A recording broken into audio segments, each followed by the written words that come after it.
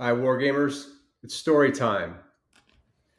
In obedience to the Crown Prince's instructions, Hohenlohe led the reserve artillery down the slope shortly after 11:30 a.m.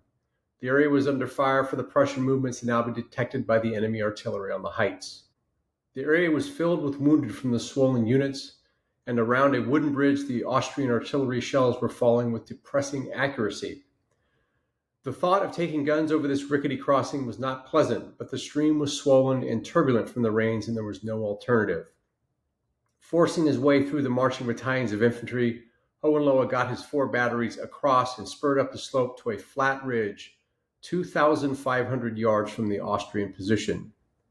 Here, 2 batteries of the 1st Guards Division were already firing, and Hohenlohe fell in beside them. An artillery duel began, which lasted for about an hour, during which time the Prussian batteries gradually increased in number. For earlier, several commanders had also had the idea to send their guns to the same position.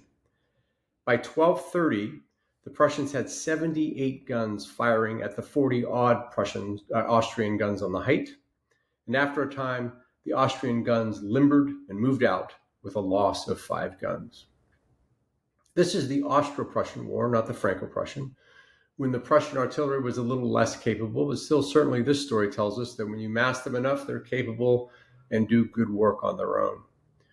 They pushed the guns through the fire of the enemy artillery into an advantageous spot.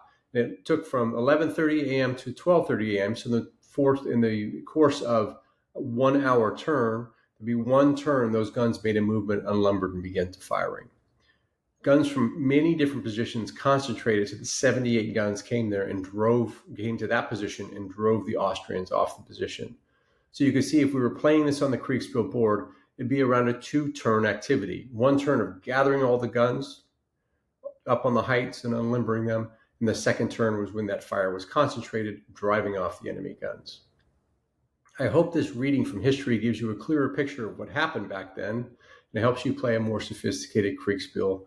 I hope this reading from history gives you a clearer picture of what happened back then, which will allow you to play a more sophisticated Kriegsspiel game. We'll see you out there.